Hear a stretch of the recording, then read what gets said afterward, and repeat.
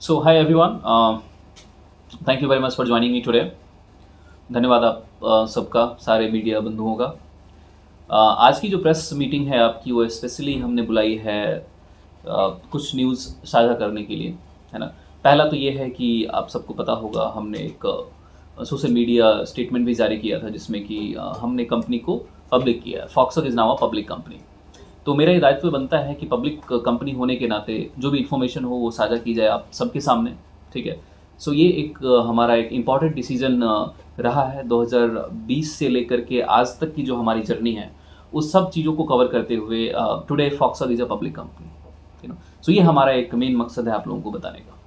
जी, अगर आप थोड़ा क्लियर आउट कर दें। अब क्या बताऊँ, मुझे ये समझ नहीं आ रहा है कि जेट कनेक्ट, देखिए किसी भी एविएशन कंपनी में इन्वेस्ट करने के लिए पहले बात तो कि you need huge money on it, ठीक है। जो कंपनी थी उनकी डिमांड थी 30 मिलियन, हमने सिर्फ अभी 12.5 मिलियन इन्वेस्ट किया, 12.6 point something, reason behind is that कि किसी भी एविएशन कंपनी को स्टार्ट करने के लिए it requires lot of security clearance, you know. उसके बाद दोबारा टाइम लगता है सिक्योरिटीज़, गवर्नमेंट अप्रूवल्स, इन सारी चीज़ों को करने के लिए, तब जाके कहीं एक फ़्लाइट ऑपरेट हो पाती है, ठीक है। आप 3 दिन या 4 दिन पुरानी रजिस्टर्ड कंपनी से क्या उम्मीद करोगे? हाँ, कि भाई मतलब वो कंपनी 3 दिन पहले, अब बहुत सारे लोगों ने ऐसा सवाल किया कि बिना रजिस्ट्रेशन के आपने कंपनी में फंड कर दिया। नहीं भाई, हमने पहले उसमें we already had a communication. Generally क्या होता है कि बहुत सारी कंपनीज कंपनी रजिस्टर इमीडिएटली नहीं कराती, क्योंकि उनको share capital, paid up capital, इन सारी चीज़ों को दिखाना होता है। अभी जो जेट कनेक्ट एविएशन है, उसकी जो पेड अप कैपिटल है वो है 1 मिलियन पाउंड। नाउ कोई भी बंदा 1 मिलियन पाउंड इन्वेस्ट तभी करेगा जब they have the security of the upcoming and committed investment. जब हमने उनके इन्वेस्टमेंट को कमिट करके ट्रांसफ़र किया, तब उन्होंने कंपनी रजिस्टर कराई, you know.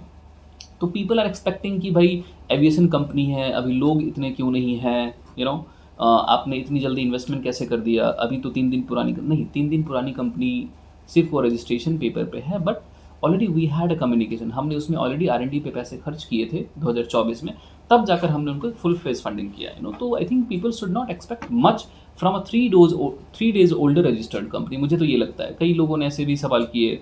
I was, although I did not review my LinkedIn, people are handling my marketing team. I was saying like कि I announced a company to be public. Of course, that's the report on MCA. I mean, do not go to on the social media buzz, and I generally do not care about it because generally nowadays क्या हो रहा है कि content creators का कि like लोग people are actually just going behind the engaging content in spite of going behind the facts. अभी हमने बहुत सारे 450 एप्लीकेशंस भी हमने रिजेक्ट किए थे। Of course that is my subject of choice to reject the applicants. मैं इन्वेस्टर हूँ, I am not a lender. You haven't given me any kind of collateral to us that कि we are bound to fund, of course not. Even funding होने के बावजूद मेरा right बनता है कि मैं आपके फंड को ब्लॉक कर सकता हूँ अगर ऐसा कुछ मुझे पता चलता है which is against my company rules, so I think that buzz is baseless, by the way. And yeah, I mean, and in fact the best part is that कि जेट कनेक्ट ने खुद वहाँ स्टेटमेंट दिया है, कि hi we are just a 3 days older company and we recently have got the investment. It will take time to operate and to do things. So of course, and thanks to Jet Connect for coming forward to give the statement, by the way. Yeah. या और क्या फायदा होगा इससे? देखिए public कर बताता हूँ आपको। IPO was our plan, that have been our plan. And IPO तक जाने के लिए जो आपका जो सबसे पहला प्रोसेस है वो है कंपनी को पब्लिक करना, you no.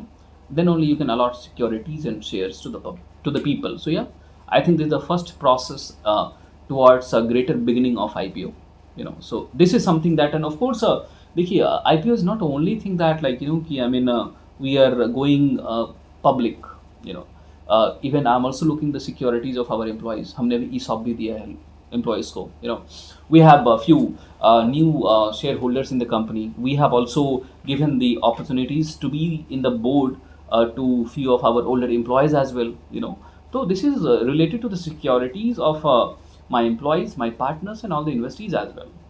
So, I mean, IPO is not only the thing, and these all are the reasons to go public. Of course, I mean, I think that the public company, of course, this would be more trustworthy for the people, and here we are here for the people. Fox और आज एक नए स्तर पे पहुंच गई, कैसा लगता है? कैसे याद आते हैं वो पुराने दिन? देखिए ये ना, although I mean, this question is something which is really touching to my mind and touching to my heart.